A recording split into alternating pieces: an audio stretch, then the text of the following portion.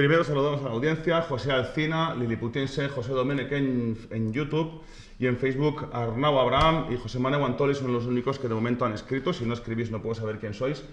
Y sin más paso a presentaros... Bueno, y saludos a José Domenech, que sé que me está viendo desde el sofá, y a mi hija Natura, que también me está viendo desde el sofá. Hola, Natura. Hola, filla. Eso, bueno, que tenemos hoy dos grandísimos deportistas.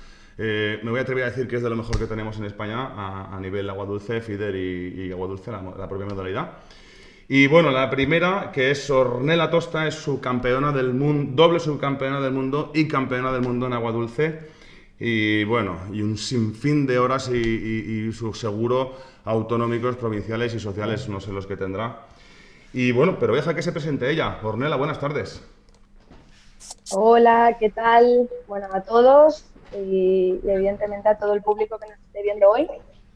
Para los que no me conocéis, soy Ornella Tosta, pertenezco al Club de Pescadores de Alacuás. Y bueno, venimos hoy un poquito a hablar del feeder, que es verdad que no es una modalidad que suelo tocar muy a menudo, pero bueno, yo creo que podremos aclarar y tener una buena charla sobre la pesca, que es lo que más nos gusta, ¿no? Así que nada, estoy ansiosa de empezar y que nos hagáis muchas preguntas. Seguro que sí, seguro que el guión se nos va a hacer corto y fijaros el guión que tenemos, ¿eh? En segundo lugar tenemos al presidente del área de agua dulce en la Federación Española y subcampeón del mundo también en la modalidad de feeder, esta vez sí. Y al igual que Ornella, que se nos ha olvidado decirlo antes, vienen del campeonato de feeder, creo que era clubes, ¿vale? Me lo rectificas ahora, José Vicente, que como ha dicho es José Vicente Sánchez. Buenas tardes, José Vicente. Hola, buenas tardes a todos y todas y nada, espero que podamos pasar un buen rato hablando de pesca, siempre pues bueno, desde la modestia, desde nuestro humilde punto de vista y desde nuestra breve experiencia nacional e internacional y nada, encantados de poder estar aquí y de poder compartir este ratito con todos vosotros. Muy bien, pues le voy a dar paso a mi hermano con la primera de las preguntas, pero primero vamos a darle un toque a esto. Ahí. Toma candela. Ahora sí. Esta vez sí. Bueno, pues uno de los primeros temas, y os lo introduzco yo, que vamos a tocar, muy interesante porque esto si no lo pruebas o si no te lo enseñan, a veces es complicado de aprender, es los feeders. ¿Qué modalidades tenemos de feeder? Perdón, y para qué sirve cada uno en función de dónde tenga el plomo, de lo que pese, de lo que abarque o qué metemos dentro, porque al final la modalidad se reduce al cebador, al feeder. Déjame que explique un poco el orden del guión. Normalmente hubiéramos empezado por la elección de la zona de pesca. Sabéis que cuando afrontas una zona nueva de pesca o no, tienes pues aquello de lanzar un cebador vacío, probar si tienes algas, no, pero lo dejamos para el final porque antes de que empezáramos el directo ya han entrado preguntas y queremos responderla de primeras. Por eso empezamos tan a saco con los cebadores, ¿vale?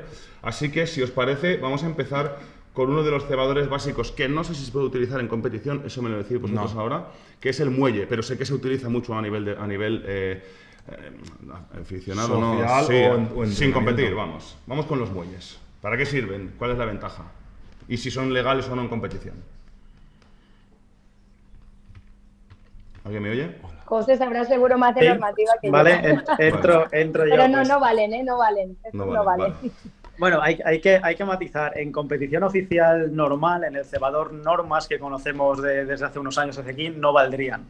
Porque digamos que lo que tiene que hacer el engodo dentro del cebador es que venga apretado de dentro hacia afuera. Es un poco complejo, no podemos amasarlo de fuera hacia adentro. Entonces ese muelle tradicional no podríamos usarlo.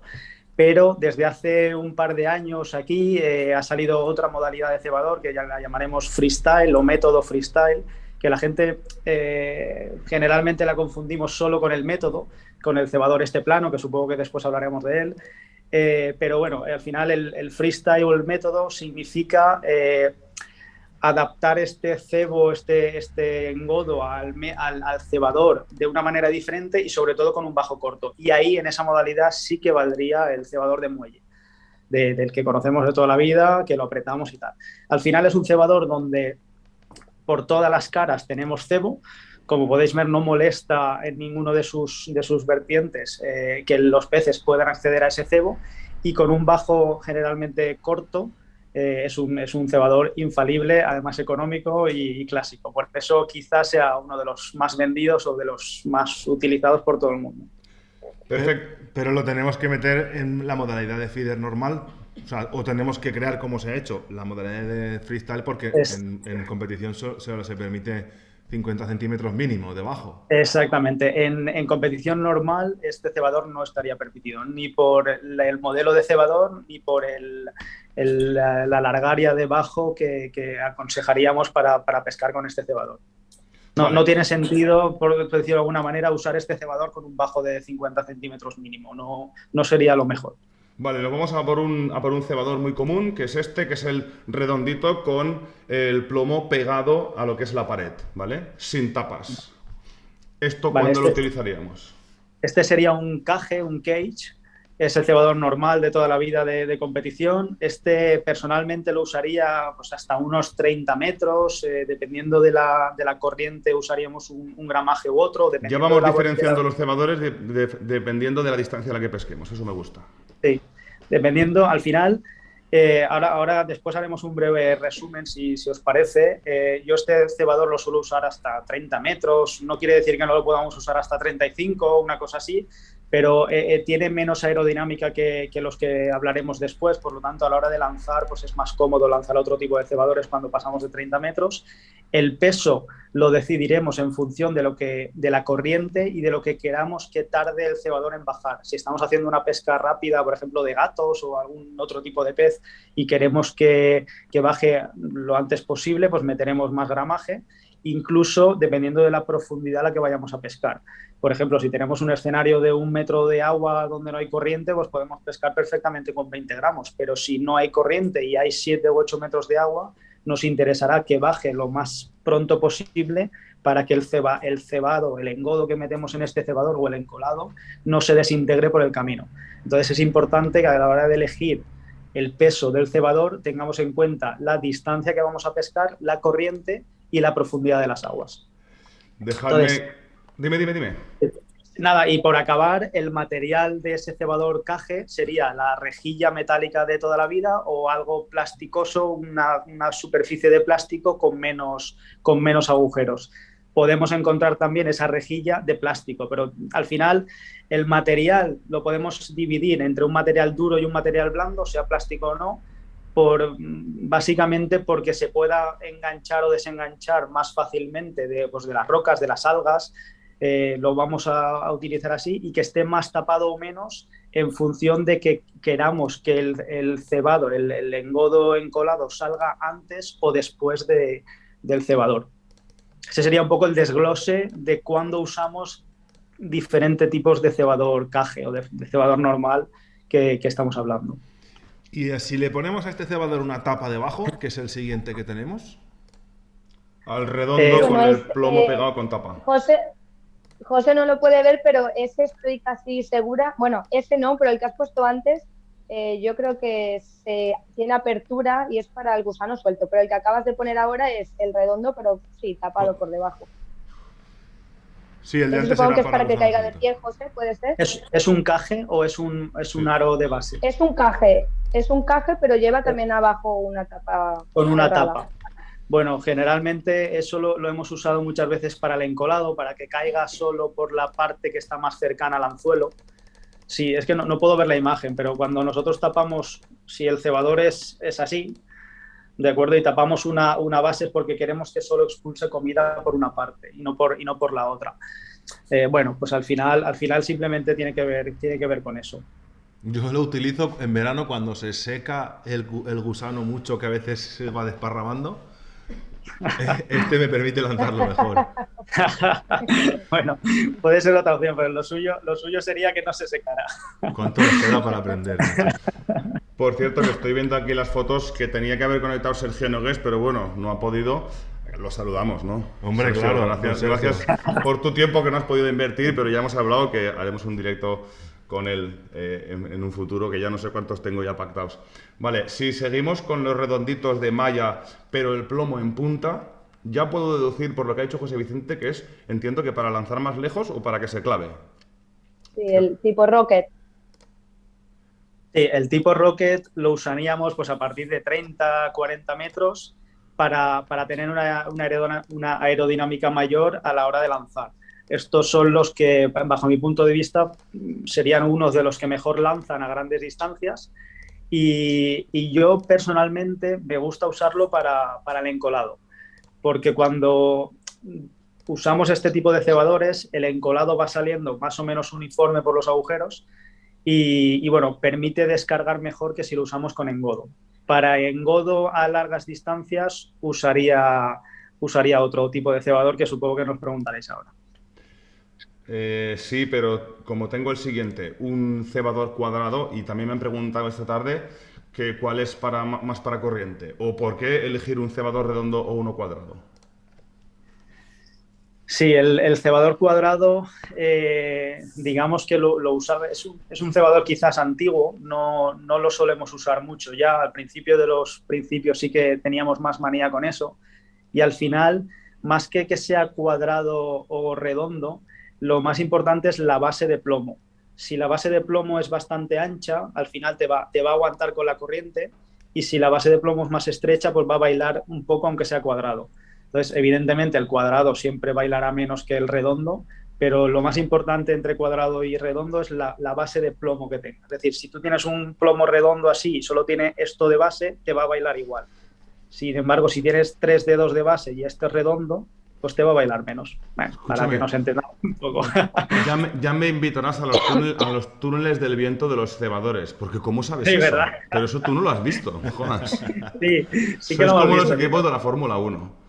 Sí que lo hemos visto. Al final, aquí hay mucha historia en la cabeza, ¿de acuerdo? Sí que es verdad que en la pesca hay mucha teoría no escrita, y yo muchas veces lo digo a mis compañeros, bueno, pues cojamos un pez y le preguntamos, oye, ¿cómo ves este cebo? Sería la única forma de enterarnos, ¿no?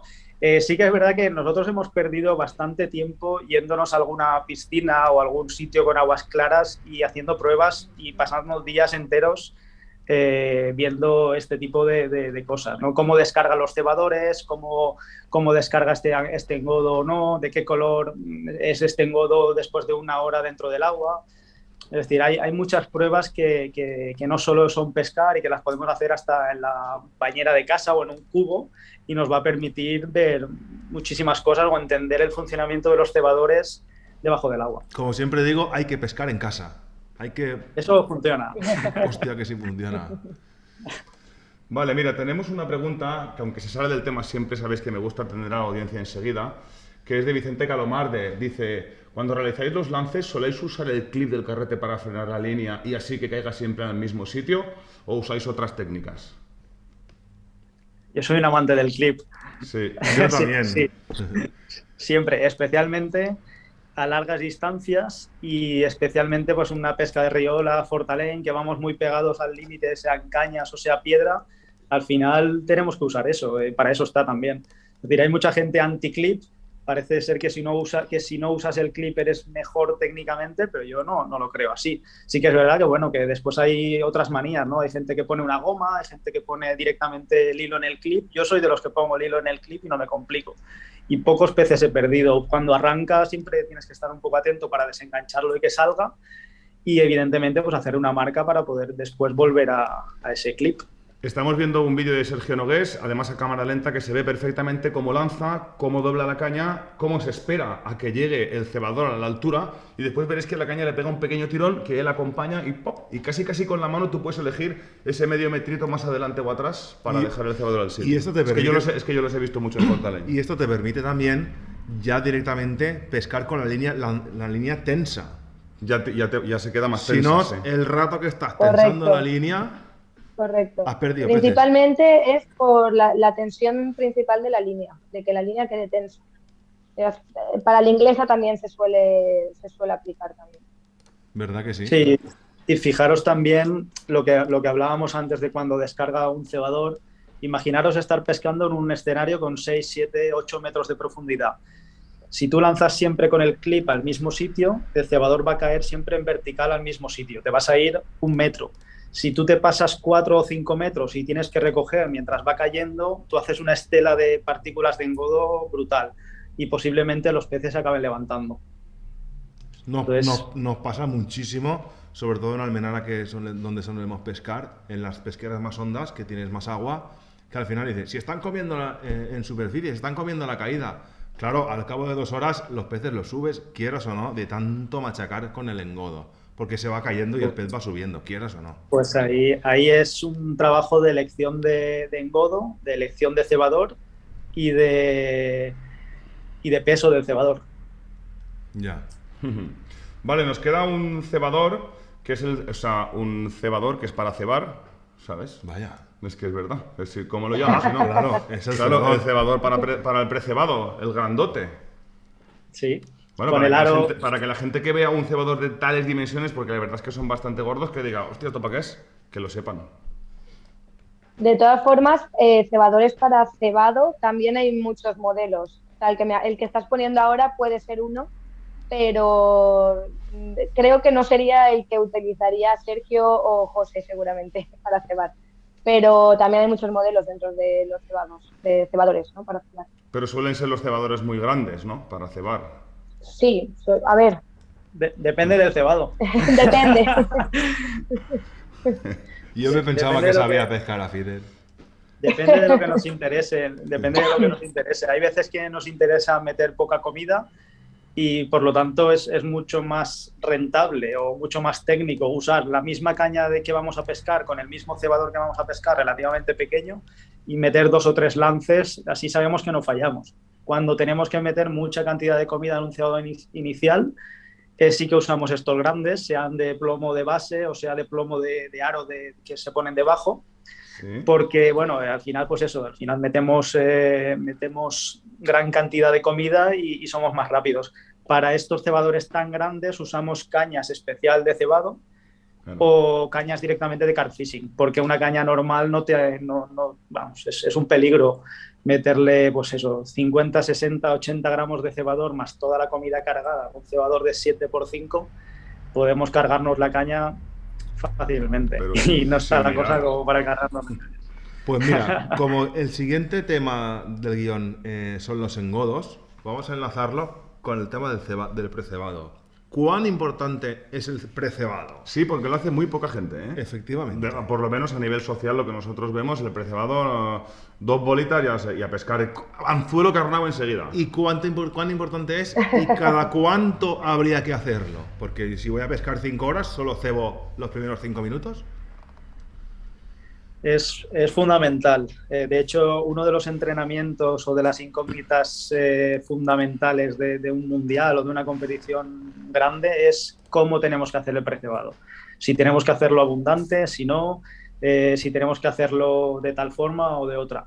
Yo creo que en carpas, generalmente, si están activas, hay que hacer un precebado siempre. ¿Qué cantidad hay que entrenarlo?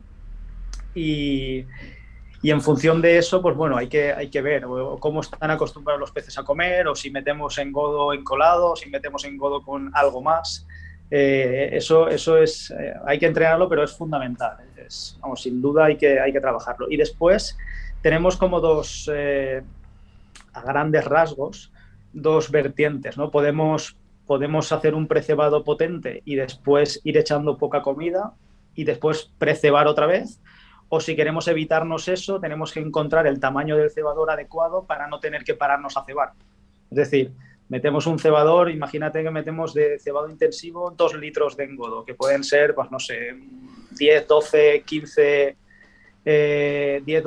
cebadores grandes.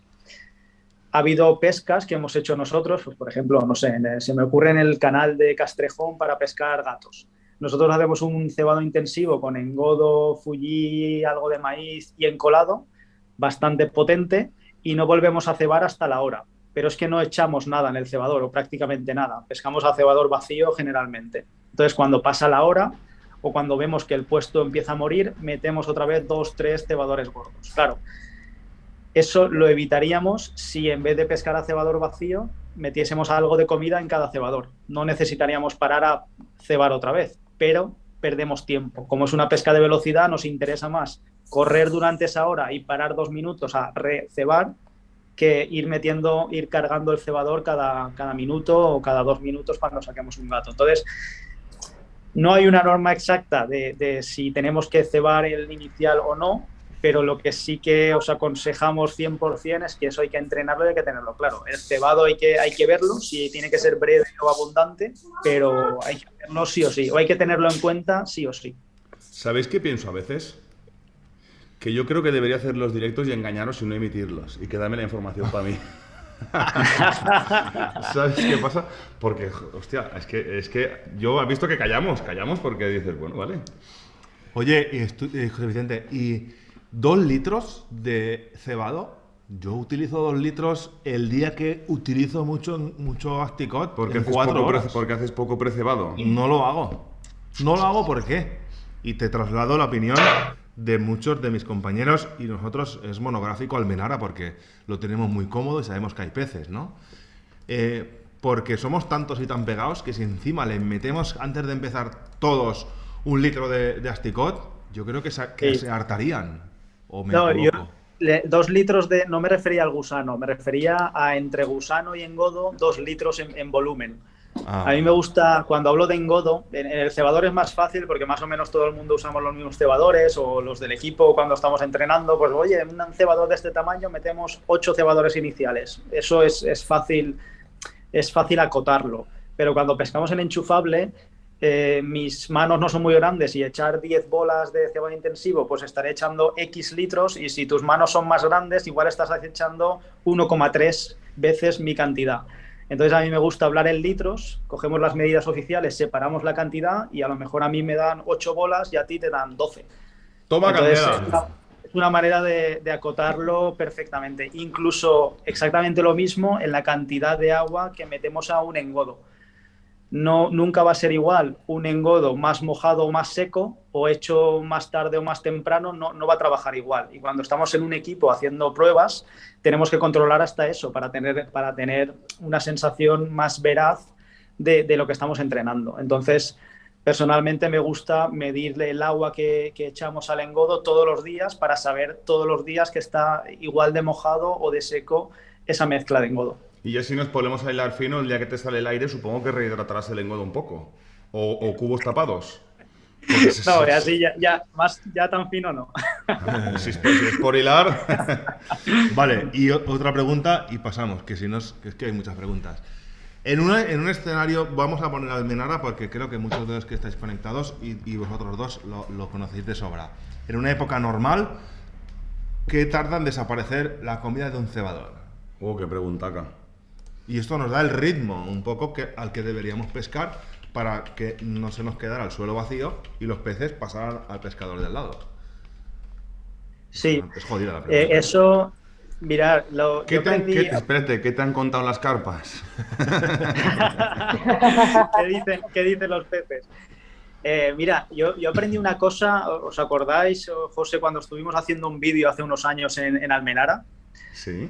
Echamos un cebador ahí a los pies, usamos un color de engodo negro, pues no sé por qué, porque era el que tenía o el que a lo mejor pensaba que podía funcionar.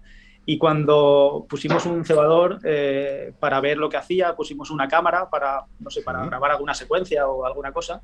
Y después a mí lo que me llamó la atención no fue lo que tardó en salir el engodo, que más o menos eso es fácil, es controlable, echas el cebador a un cubo y lo miras durante un par de minutos y ya está. Era que perdía el color. A mí me llamó la atención que el engodo entró negro y al cabo de 1 hora o 2 era gris clarito. Entonces, de donde nos pensamos que tenemos un color oscuro, después ya no estamos pescando con un color oscuro porque ese colorante se va. Entonces, eso es muy importante. El tema del cebador, aparte de lo que tarde en salir, tenemos que tener en cuenta qué cadencia nos pide la pesca. Hay veces que va a tardar en salir 2 minutos o 1 minuto y medio, y la pesca nos pide que aguantemos 20 minutos el cebador. Si lo extrapolamos a la enchufable, o a cualquier tipo de pesca de corcho, sería pescar con un bajo muy tirado en el suelo o con plomos muy tirado en el suelo, una pesca más estática, o pescar una pesca más activa donde tenemos que provocar, donde tenemos que mover más. Entonces ese sería un poco la adaptación del cebador, de la pesca de cebador a la pesca de la enchufable. ¿Cuán activa vamos a hacer nuestra pesca o cuán pasiva tenemos que hacerla? Estaba emparrado escuchándote, tío. Escucha, pregunta para Ornella, que la tenemos ahí. Arnau Abraham. Arnau Abraham, ¿la corriente del fondo influye en el tiempo de duración del engodo? Que nos viene muy al hilo por lo que decíamos. Correcto. Vicente. Pues a ver, también va, en cierto modo va a poder influir, tener en cuenta que lo que pasa es que también hay que ver qué tipo de corriente tenemos. No es lo mismo lo que estamos hablando, la corriente que puede haber ahora en Fortaley, que por eso hemos suspendido, ¿no?, el concurso, que al final tener que pescar con cebadores de incluso más de 100 gramos, ¿no?, que estábamos comentando, pues al final no vas a poder hacer una pesca adecuada. Pero yo también hablamos un poco de lo que dice un poco José Vicente, ¿no?, de la cantidad también de peces que vayan a necesitar una cantidad de comida en nuestro cebadero. Pero yo siempre recomiendo que si hay una corriente continuada, el cebado tiene que ser más continuo, porque al final sabemos que el cebado se va a barrer, ¿de acuerdo? Y todo la comida que echemos al final se va a acabar o los peces comiendo o al final la corriente derivando, ¿de acuerdo? Entonces, mientras más corriente, considero que deberíamos hacer un cebado más continuado. José también puede un poco poner el ejemplo de Italia, ¿no? Sí, mirar, esto es algo muy, muy sencillo. Cuando estamos pescando con una corriente fuerte, a cebador, nosotros no lo tenemos muy tocado porque en España no tenemos este tipo de escenarios y bueno, todo llegará. Deberíamos mezclar el engodo con algo de tierra. El problema de la tierra, el beneficio de la tierra es que le va a dar más peso y por lo tanto más solera en ese cebo engodo en el fondo. El problema es que no sale tan fácilmente del cebador, entonces tenemos que meterle algo de bentonita para que expulse esa tierra con engodo de nuestro cebador. Pero al final la prueba es muy sencilla. Para saber si nuestro engodo y nuestros peces se están desplazando a favor de la corriente en un escenario que tiene peces, porque si vamos a buscar un pez o dos no podemos probarlo, pero bueno, si es un escenario donde sacamos 30, 40, 50 peces, es muy sencillo. Cogemos un cebador vacío, le ponemos el cebo en el anzuelo y lanzamos 1 metro o 2 a la derecha para ver si estos peces o esta comida no está adecuadamente en su sitio y los peces están derivando. Es muy sencillo. Si tenemos algún tipo de picada, algún tipo de toque 2 o 3 metros a favor de la corriente de donde nosotros estamos cebando, evidentemente es que nuestra comida se desplaza y tenemos un reguero de comida y tenemos todos los peces desplazados. Por lo tanto, nuestro engodo o nuestro cebo en el cebador no es el adecuado para esta corriente. ¿Seguirías engodando en el mismo sitio o pasarías a engodar 1 metro hacia la derecha? No, En el mismo sitio. quizá en el mismo sitio o incluso al revés, remontarme hacia arriba. ¿Para poner los peces al sitio? Para intentarlo, correcto. Aunque ya cuando nos pase eso... Bueno, hablando un poco de lo que te comentaba de lo de Italia, que era algo curioso, que también José fue el que un poco lo comentó, ¿no? Lo que estaba diciendo, que al final cebábamos, o sea, se hacía el cebado donde estábamos, hicimos el precebado, pero luego a cebador vacío, buscando a favor de corriente a ver dónde estaban los peces, y al final lo que decíamos, o rectificábamos el cebado o cebábamos en el mismo sitio y lanzábamos a cebador vacío buscando los peces, ¿no? Al final, claro, no podemos llenar el cebador y lanzar buscando los peces porque al final se nos van a ir yendo los peces más a favor de corriente. Entonces claro, ahí hay que también... Y Ornella, yo que te he visto pescar al CUP al milímetro para cebar perfectamente en el mismo palmo y pescar en el palmo donde has tirado con la copela. Esto se traslada al feeder porque sí. A veces me dicen, y acabo la pregunta, yo lanzo sin clip y da igual, si tiro donde tires, al final va cebado. ¿Sabes? Y yo creo que no. Hay que machacar en el mismo sitio. No, pero si me voy 1 metro o si me voy 3 metros, estoy pescando peor, ¿no? Cuanto más, si pudiera lanzar todo el rato en los mismos 10 centímetros cuadrados, me saldría de sacar peces. ¿No es así?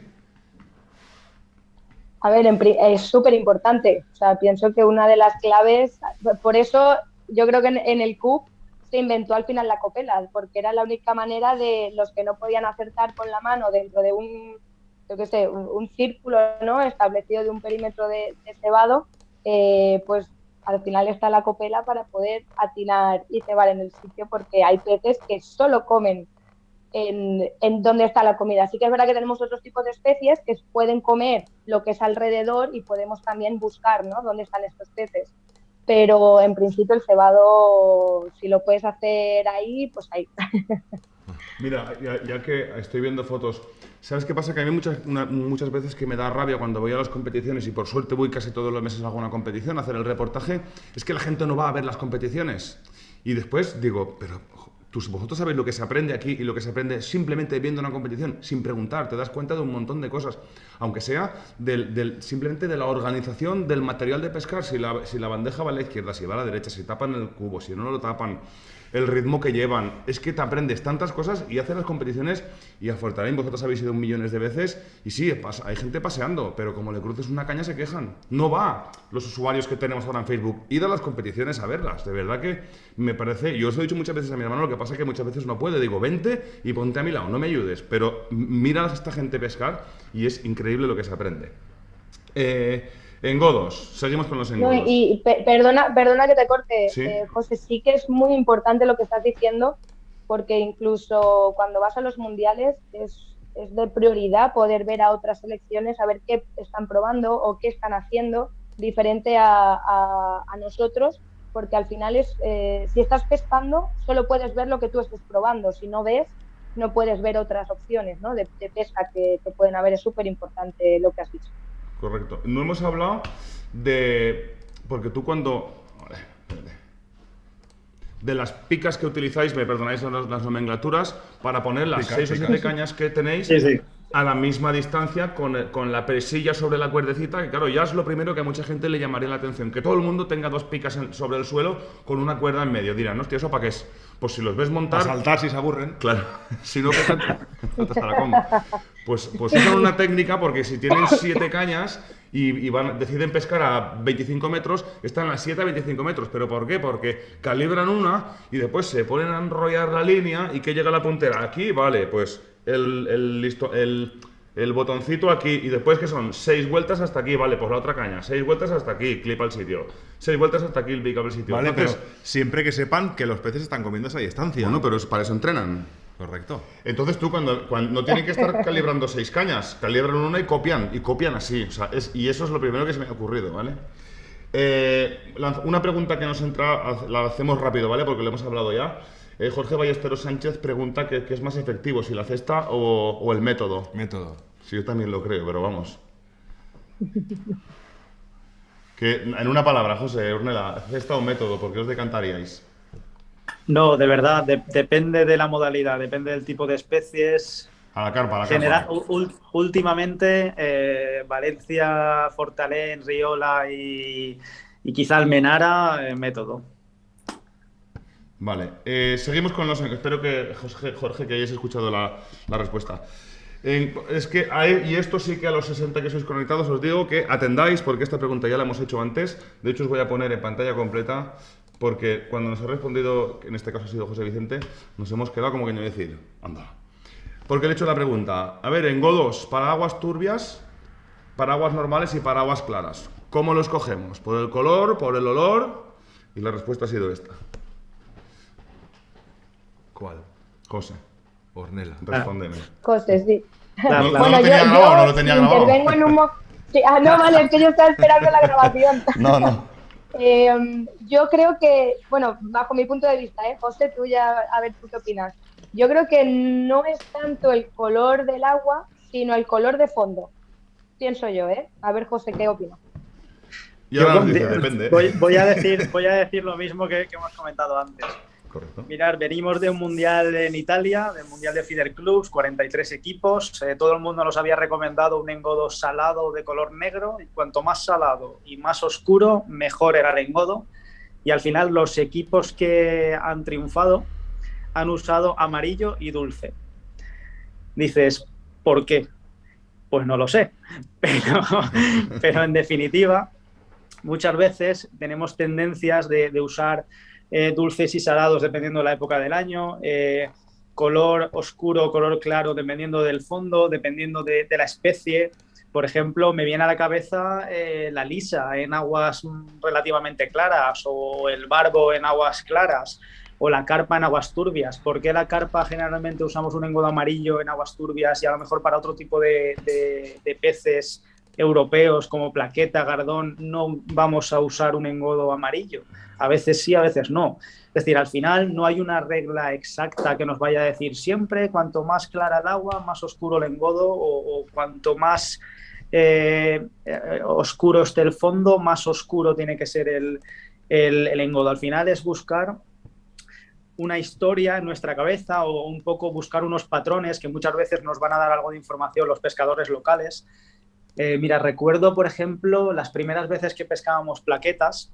La plaqueta es un pez europeo que empezamos a tenerlo ahora en la zona de Aragón, en Mequinenza y Caspe, aunque no es la misma subespecie, pero bueno, algo tiene que ver, que siempre se ha dicho que pescándola con tierra de som y un engodo claro, bueno, hace como una especie de nube y la plaqueta se refugia bien y le gusta estar por allí. Nosotros venimos de pescar plaquetas en Italia con engodo negro, sin nube. Es decir, ¿por qué? Deberíamos haber hecho un engodo claro. Entonces, muchas veces también hacíamos el cebado inicial con un engodo más oscuro, más claro, dependiendo de los depredadores. Según cuenta la teoría, hay sitios que los peces pequeños se refugian con un engodo claro o oscuro del depredador y el depredador ese no te entra dentro del puesto, porque en muchas competiciones ciertos depredadores no valen, pues como puede ser, pues yo qué sé, la Lucio Perca, el Tostolovich o algún tipo de depredador. No te molestes, que hay peces que no sabemos el Tostolovich, el mero. Yo qué sé, yo tampoco sé lo que es. Es un pez por ahí Grande, que es depredador y dicen que no vale. Pues bueno, pues no vale. Cuando sacamos uno, pues no sabemos que lo tenemos que echar fuera. Al final es un poco, no hay una norma escrita, simplemente hay mucho patrones que se repiten en el tiempo. Por ejemplo, se me ocurre también en el canal de Castrejón, para pesca de gato usamos el engodo rojo. ¿Por qué usamos el engodo rojo? Si eso tiene cemento allí y qué color será el fondo, pues no lo sé. Hay otra teoría que dice que los peces debajo del agua no ven, o que los peces son como medio daltónicos y que ven un poco sombras y bultos, que no distinguen colores.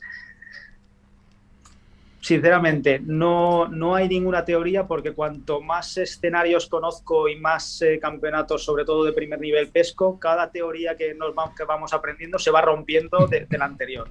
Entonces, es una pregunta que lo más importante para mí del engodo es que conozcamos cómo trabaja. Si lo que queremos es que abra más tarde o más temprano, si queremos que haga un efecto u otro, antes que los colores. Y sobre todo, no liarnos mucho con el tema de los colores. Es decir, al final para mí es lo mismo un marrón oscuro que un negro, y es lo mismo un canela que un amarillo chillón. Al final poca diferencia va a haber en una competición. Quiero decir, si Ornella está usando un engodo amarillo y yo estoy usando un engodo marrón, los dos de las mismas características, con la misma granulometría y la misma forma de trabajar, si ella me gana, seguro que no va a ser por el color del engodo. Será por la elección del puesto, por la técnica, por el estilo de lance, pero seguro que no va a ser por el color del engodo. Es mucho más, el engodo se hace mucho más para los pescadores que para los peces. Por lo tanto, hay cierta teoría, por supuesto, pero no nos tenemos que volver muy locos con el engodo. ¿Y el sabor, Ornella? Tú que eres una gran experta también de engodos, ¿que eres muy fan de unos sabores u de otros? Pues a ver, yo sinceramente a nivel particular los salados nunca me han gustado, ¿vale? Pero esto yo creo que también va un poco a gustos y también a según la especie que vayamos a pescar. Si vamos a hablar, por ejemplo, Fortaley, casi siempre hemos utilizado colores dulces, ¿vale? Tirando a los dulces. Ahora bien, las carpas siempre pensamos, pues el maíz es dulce, entonces siempre tiramos a ese tipo de engodo. Es el que yo normalmente es el que suelo utilizar. Ahora bien, lo que dice José, si te vas a un mundial y ya de la gente que está allí te está diciendo que te tienes que preparar un engodo con estas características específicas, pues tú te lo vas a llevar, evidentemente. Hay que probarlo y hay que ponerlo en práctica y testearlo. No nos podemos ir a un mundial o a una competición sin llevarlo cuando ya te están diciendo que lo tienes que usar así. Pero ya os digo, yo opto por los dulces. Ahora ya es un poco, yo creo que también a la elección de cada uno como quiera pescar. ¿Y eres de las que lleva 25 millones de botes y de sabores en la mochila y vas metiendo ahí a ver qué pasa? Eso lo hacen los que vienen del car fishing. Así que sí o sí que los he visto. Sí. Sergio a veces sí que se ha hecho sus mezclas para probar, pero yo no. Yo la verdad es que no. Pienso que es más importante otras cosas. Antes que, bueno, el cebado, el tipo de cebado que vamos a utilizar para que los peces coman es importante, pero no tanto el tema de sabores y estas cosas. Como en todas las modalidades de pesca, lo importante es la presentación del cebo. Y ir a pescar. Correcto, ¿sabes? Vale, pero Correcto. me salto uno de los temas que son los montajes, porque tengo que adelantar que nos quedan 15 minutos. Y es una cosa que se habla o que es difícil muchas veces de decidir en el feeder, que es la medida de las gametas. Sabemos que la mínima son 50 entre la base del feeder y el anzuelo, pero primero, ¿por qué se limitó a 50 y por qué cambiar de distancia? O sea, ¿por qué pescar a más de 50? Pues sencillamente, mira, he tenido la oportunidad este año de entrar en el comité técnico de la Federación Internacional. Ahí, bueno, pues para entrar tienes que ganar unas elecciones a nivel mundial y esas cosas, y solo hay 6 personas, solo pueden entrar 6 personas, ¿no? Entonces tuve la oportunidad de estar debatiendo esta misma pregunta para la nueva normativa del freestyle, y al final descubrí que los mismos los que estaban antes que yo decidieron en su día poner 50 centímetros de bajo para darle un poquito de cancha a los peces, que no tuviésemos nosotros tanta ventaja sobre los peces. Es decir, esto que hacemos con el método de meter el anzuelo dentro, pues en su día se consideró que no era moral para los peces, y por eso se puso una medida mínima de 50 centímetros. Podía haber sido 40 como podía haber sido 60. Al final se decidió 50 pues por poner algo, por poner un poquito de dificultades y tal. Y bueno, nosotros elegimos usar 50 o más en función, primero, de lo que queremos que tarde en caer el bajo. Muchas personas nos creemos que cuando estamos pescando con un bajo de 1 metro, el bajo, cuando cae el cebador, ese bajo va a caer a 1 metro, ese anzuelo va a caer a 1 metro. Realmente no es así. El bajo generalmente cae prácticamente a 15-20 centímetros del esto, especialmente si no hay corriente. Si hay corriente ya es otra historia, todo se desplaza y tal. Pero cuando no hay corriente cae al lado. Entonces no tiene sentido poner 50, 60, 70, a no ser que quieras que caiga más lento. Y si quieres que caiga más lento, no por poner un mayor bajo va a caer más lento. Tiene más que ver con el tipo de anzuelo y el tipo de cebo que le pongamos. Por mucho que le pongas, imaginaros, un bajo de 50 centímetros y un anzuelo del 20, y un bajo de 1 metro y un anzuelo del 10, del mismo número, de la misma serie que el anzuelo del 20. Por lo tanto, el anzuelo del 10 pesa 5 veces más, por lo tanto va a caer antes. O el mismo bajo, el mismo anzuelo, poner un maíz o un gusano. Evidentemente el maíz va a caer antes. O un gusano ahogado o un gusano puesto en agua. Cogen un poco de agua, lo van bebiendo y flotan un poquito. Entonces cae un poquito más lento. Entonces, por responder, por focalizar un poquito a la pregunta, decidimos poner más bajo o menos bajo, en función de lo que queremos que tarde, pero eso hay que adaptarlo al tamaño del anzuelo, al peso y grosor del anzuelo y sobre todo al cebo que empleemos. Y otra cosa que no todo el mundo lo piensa, pero yo sí que soy muy soy muy fan de usarlo, es dependiendo del grosor del bajo que pongamos. Si ponemos un grosor fino de bajo, siempre que ganemos algún centímetro de más, nos va a dar un poquito más de elasticidad, por lo tanto, más resistencia. Es decir, pues si ponemos un bajo, no sé, del 14, si le metemos 60 o 70 centímetros a ese bajo y no son 50, ganaremos un pelín de elasticidad y un poquito más de resistencia. Me quedo sin palabras. ¿Qué te iba a preguntar yo? Sí, hablando de los anzuelos, porque tenemos muchas veces el problema de que a feeder, bueno, y yo también pesco al CUP, así que os lanzo la pregunta a los dos, que se desclavan los peces. Es que se me desclavan muchos peces. ¿Por qué? A esta respuesta a esta pregunta ya nos respondió Jesús Vargas y nos dio una respuesta muy curiosa. A ver qué me decís vosotros. ¿Por qué creéis que se nos pueden desclavar tanto los peces? Sobre todo las carpas, que es lo que nosotros pescamos. Bueno, primero que todo habría que ver cómo trabajas, Vale. o sea, cómo haces para sacar el pez. Es decir, ¿vas así, rápido? o trabajas el pez como tal, ¿no? Al final, también el que se desclaven los peces, si estamos haciendo un buen trabajo a nivel, ¿cómo lo diría? Técnico. Es decir, técnico, correcto, José, el tipo de goma que gastes, en el caso de las enchufables. En el caso del feeder creo que también suelen poner algún tipo de elástico para amortiguar también, ¿vale? Esto también puede hacer evitar que se pierdan más peces o menos. Y luego también supongo que el tamaño de los peces, si son peces muy grandes, pues el anzuelo también tiene un poco más arreglo, ¿no? A la boca del pez. Pero bueno, José a nivel feeder, a ver qué nos puede comentar. Es la pregunta del millón, pero al final pues haremos una reflexión global. Lo que es el aparejo de pesca empieza desde nuestras manos hasta la punta del anzuelo. Hay mucha gente que se cree que por cambiar una serie u otra de anzuelo se le van a ir más o menos peces. No. Empieza desde cómo movemos la caña, desde cómo levantamos o cómo bajamos la caña, desde la elasticidad de nuestro hilo y por lo tanto el grosor del hilo madre, cómo recojamos, incluso el peso del cebador. Hay muchas veces que cuando pescamos con cebadores muy, muy pesados, de 80 gramos, el cebador nos cabecea, pum, pum, pum, y eso hace que se desclaven muchos peces. Desde el tamaño de nuestro bajo, evidentemente el modelo y el tamaño del anzuelo. Y una cosa que yo le doy mucha importancia es dónde comen los peces y cuándo comen los peces. Y me explico.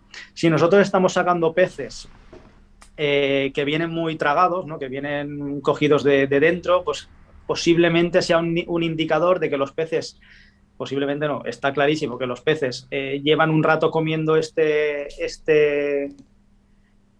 Sí, ahora. Sí, que llevan un rato comiendo nuestro cebo hasta que reaccionan a esa picada. Si hemos sacado un pez o dos anteriormente, vienen muy del morro, pues generalmente es un indicador de que están recelosos y de que algo puede fallar.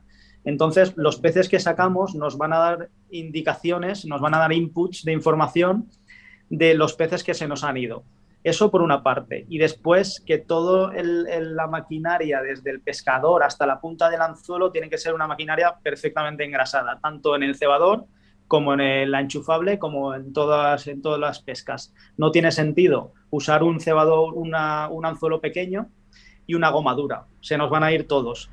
No tiene sentido ir rápido cuando no tenemos ritmo. Es decir, al final tiene que estar todo en consonancia para ser lo más rentables posibles en dicha competición, o en un social o en un rato de pesca. Entonces, depende de muchísimas, pero vamos, sobre todo eso, que tiene que estar todo en consonancia, que nos tenemos que fijar mucho en los inputs que nos dan los peces. También es verdad, por ejemplo, ahora que antes que hablábamos de almenara, yo recuerdo haber ido a pescar alguna vez y haber tenido algún toque mientras bajaba el cebador. Pues es lo que comentábamos. Si durante esos toques nosotros tiramos, enganchamos, ya te digo yo que no creo que vaya ninguno de la boca. Lo normal es que vaya alguno robado, que saquemos alguna escama y bueno, esos son inputs que nos van a dar, que eso quiere decir que nuestra acción de pesca no está siendo la correcta para ese día. Y entonces tenemos que cambiar más que el anzuelo, dónde estamos cogiendo los peces y cuándo. Aún así, hay que saber que un pequeño porcentaje se van, por lo que sea. Sí, sí. Sacar todos los peces siempre es imposible. Claro. Hay que reducir. Sí. Vale, pero dame algo en claro. Sí, por supuesto. Hombre. Hablando de feeder, ¿qué es mejor? ¿Sacar los peces con la caña por arriba o con la caña por abajo? No me digas depende, espero que no se responda con un depende. Mira, eso mis colegas que estarán conectados se van a acordar de mí mucho. Nosotros, a mí me gusta la primera pelea de los peces, la caña hacia abajo, porque los peces van a tender a subir hacia arriba, mientras que si estamos con la caña en alto y los peces a 30 metros van a cabecear hacia abajo. Entonces ahí me gusta más bajar la caña. Entonces los peces van a tender a ir a lo contrario de nosotros y van a levantar mucho antes.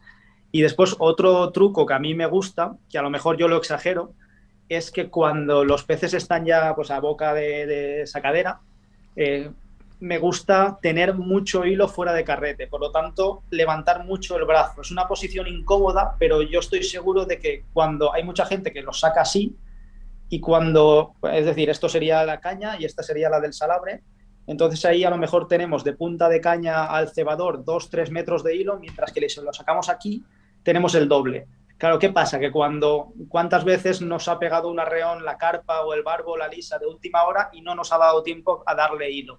Pues si tú tienes el brazo más levantado, es incómodo, pero si te da un arreón, tú tienes todo esto para darle. Tienes 3, 4 o 5 metros de hilo para jugar. Por lo tanto, te da más tiempo.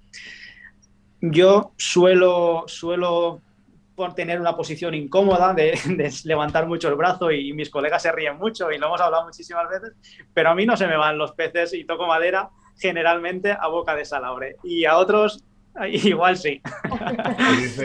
Te dice Abel Montañana que es el truco de la bailarina. Exactamente, decimos hacer la bailarina. Hay fotos que lo pueden... Sí. Mira, Abel siempre lo hablamos.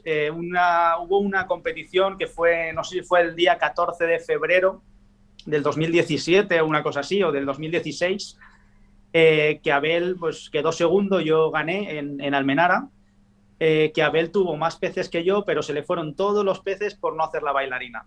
El otro día en el Mundial se lo volví a recordar, le dije, Abel, macho, haz un poquito la bailarina, no lo hagas tan exagerado como yo, porque a lo mejor es demasiado, pero un poquito la bailarina, métele un par de metros más, porque esa elasticidad y tal nos va a ayudar. Y bueno, y después, evidentemente, podemos usar el Power Boom, que bueno, nos va a ayudar, al final es como hacer la bailarina, pero más fino. Ese trocito de goma que metemos donde va el cebador, que nos va a dar un poquito de elasticidad en el bajo. A ver. ¿Dónde pones esa goma? La goma, la trenza que hacemos para ¿Sí? no liar el cebador, pues ¿Sí? sería sustituto de la trenza y es poner un trozo de goma de cualquier marca y normalmente hay de 3 tamaños, de 4 libras, 6 libras y 8 libras y en función del grosor, del tamaño de los peces o del grosor de los bajos, pues empleamos de 4, 6 u 8 libras. Para carpas yo metería 8 libras. ¿Son legales en competición? Sí. Sí. Siempre que sea cuidar el pez, y eso cuida el pez, sí. Por cierto, ahora que has dicho en competición, los montajes, porque es que tengo el tema de los montajes que no lo voy a tocar porque no da tiempo, haremos otro directo. Sí que digo, y ya sea pesca deportiva o pesca por pasar el rato, con una pachanga con los amigos, hacer los montajes siempre, que si el pescado te rompe, solo se lleve el anzuelo, que no se lleve los cebadores detrás. ¿Vale? Que eso es una cosa que también se hace para respetar mucho los peces y ha marcado mucho las normas de federación. ¿Estáis conmigo, no? ¿Ornella, José? No sé si me escucháis a veces. Sí. Vale. Sí. Eso, nada. Lo que pasa es que, a ver, eso es que ¿sabes qué pasa? Que, claro, estáis comentando algunas cosas de feeder que yo realmente me sabe fatal no intervenir así tan directo, pero se me van de las manos, la verdad. Yo sí que quería comentar lo del tema de sacar peces y lo traspolamos a lo que es la pesca con flotador. A mí también me gusta sacar, como ha comentado José, los peces primero trabajarlos de lado, paralelo a lo que es el agua, y luego ya evidentemente a la hora de la sacadera no hago tanta la bailarina, pero sí también. Y lo del anzuelo, no sé, José, a ver. Sí, lo de en las normas tanto de feeder normales como feeder freestyle, es muy importante que el feeder sea free running por la línea. Y es por eso, para proteger al pez en el caso de rotura, que no se quede con el plomo y el cebador colgado. Eso ha marcado la normativa de la Federación Internacional Española y todas desde los inicios. Correcto. Una última pregunta y empezamos a despedir. El engodo en profundidades de 5 a 6 metros la lanza José Manuel Álvaro desde YouTube. La hemos salido antes. Dale candela. ¿Es mejor mojarlo la noche de antes? Hay mucha gente que viene con el engodo hecho. Dicen que es mejor. Sí, tiene sentido. Y viene un poco a colación de lo que os comentaba antes de medir el agua. Hay veces que teóricamente cuanto más rato esté mojado el engodo, más agua van a absorber esas partículas. Por lo tanto, vamos a tener menos flotabilidad o menos efervescencia en el engodo. Hay ciertos estilos de pesca, como pesca de mini talla o pesca de gardón, que necesitamos que el engodo trabaje. Es decir, cuando el engodo se posa en el fondo, como el engodo está un pelín seco o está recién hecho, van a haber partículas que no van a tener suficiente humedad, por lo tanto van a tender a flotar. Si queremos pescar en aguas con más corriente, aguas más profundas o una pesca más estática de carpa, no es malo mojarlo el día de antes. Por lo tanto, todas las partículas van a absorber agua y van a tener menos flotabilidad, van a quedarse posadas más en el fondo. Por lo tanto, eso es bueno. Yo lo que hago es, siempre que voy a pescar, lo primero que hago es el engodo. y después ya monto cualquier cosa. Pero no sirve, no es una hora y media antes, es la noche de antes. Sí, sí, perfectamente, perfectamente. Pues me ha gustado la respuesta, ¿eh? Sí, Vale. no, es por eso, de verdad. Ahí sí que tiene bastante y tiene todo el sentido. Porque al final, las partículas incluso hay otros trucos, ¿no? El coger un trapo mojado y bien escurrido y dejarlo por encima para que no pierda, sobre todo a lo mejor en época de calor, que no pierda humedad, que no se seque. Incluso hay veces que hacerlo el día de antes hace que pierda el olor. Por lo tanto, antes de entrar en el puesto, pues una hora antes y tal, pues sí que podemos echarle algún aditivo o removerlo para volver a recuperar ese olor. Entonces, por una parte, es malo hacerlo el día de antes porque perdemos olor, pero podemos recuperarlo. Y por otra parte, evidentemente es bueno porque todas las partículas que tiene el engodo cogen humedad y bueno, van a estar más posadas en el fondo. No hay un segundo Una de cosa, este directo que no sea. perdón que os técnicamente, la respuesta de José es de 10, ¿no? Pero sí que es verdad que esto ya son manías. A mí me gusta hacer el engodo con el agua del río en el que voy a pescar. Pero bueno, esto creo que es un poco Sí. mías, ¿no? Sí, Que digo a mí yo. también, ¿eh? A mí también. De hecho, alguna vez nos hemos llevado alguna garrafa para hacerlo en casa Es que del agua del Sí, río. Siempre y hay luego algo. por otro lado, no sé Manías. si luego hace mucho calor, no sé hasta qué punto puede ser también muy bueno hacerlo el día de antes porque Se puede al agriar. final el calor puede hacer que se pueda agriar. Sí, Exacto. se puede agriar, Tendría sí. que eso también tenerlo en cuenta. se puede agriar. Vale, que se pone agrio durante la noche. Sí, puede verano. fermentar el engodo un poco, sí. Evidentemente, y acabo con una pregunta chorra, de congelarlo ni hablamos. No serán No. nosotros. Vale, Ornella ha hecho una cara No, de nosotros decir, seguro ni que se no. te ocurra. Eso, Ya os contaré por qué pregunto. Eso está muy bien para ir cuando nos sobra un poco de engodo el domingo, dejarlo para el otro domingo. No hay que tirar nada, que la economía no está como para tirar, pero a ciertos niveles de competición, la competición en sí nos exige que tengamos materiales punteros. Y bueno, nosotros en ello estamos. Vale.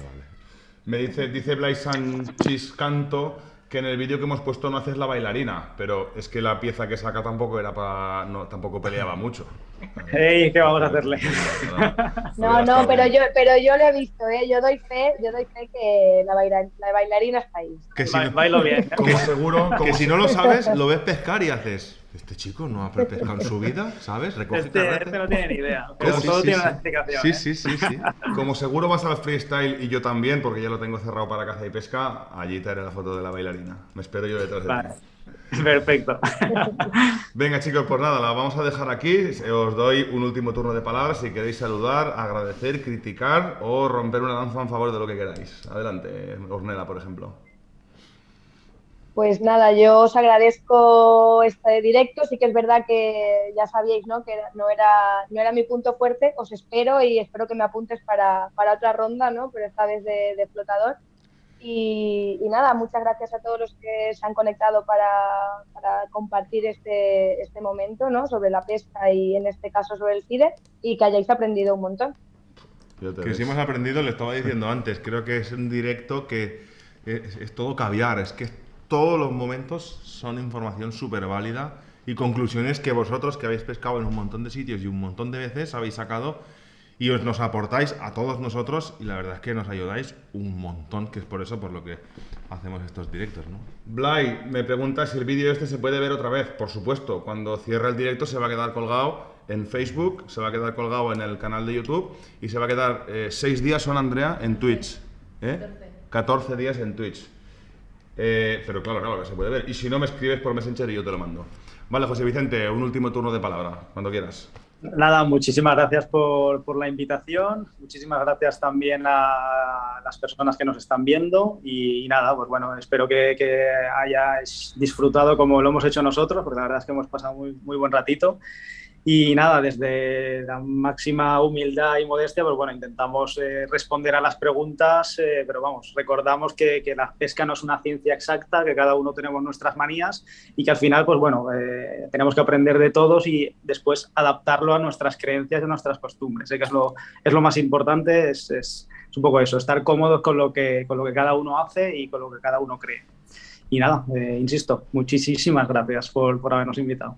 Pues gracias a vosotros, de verdad, gracias José Vicente, porque de verdad que sabes un huevo, gracias Ornella, porque creo que sabes más que José Vicente, pero no lo quiero decir muy alto. Seguro. Y sobre todo, Ornella, gracias por todo. En feeder no, pero bueno, tal vez en pescar puede ser. Nada, que le dices a Sergio... Él me da las órdenes, él dirige desde atrás y yo lo pongo en práctica. Le dices a Sergio que te invite a cenar, que te ha dejado con el marrón. Oye, y a mí Me ha también, dejado ya que colgada, estamos... me ha dejado colgada. Claro que sí. Vale, bueno, eso, Ornella, Pero ¿y qué bueno, más iba a decir? sea Nada. por- Y que gracias por todos los cables que me has echado para organizar el falso concurso de Fortaleny, porque no puedo agradecerte de otra manera más que invitándote a almorzar cuando nos veamos por ahí, que seguro que nos vemos. Gracias a la audiencia, porque hemos sido 60, 70 por ahí, o sea que ideal. Se van a quedar los directos colgados en Facebook, Twitch y YouTube, así que suscribiros, compartirlo en grupos de WhatsApp, en grupos de Facebook y donde podáis, porque nos ayudáis muy mucho a que el proyecto crezca. Ya sabéis que lo hacemos desinteresadamente de momento. De momento. Y la semana que viene más, no sé qué tenemos. Sí, yo tampoco, Lo porque anunciaremos. estoy un poco desconectado con la Pascua, pero bueno.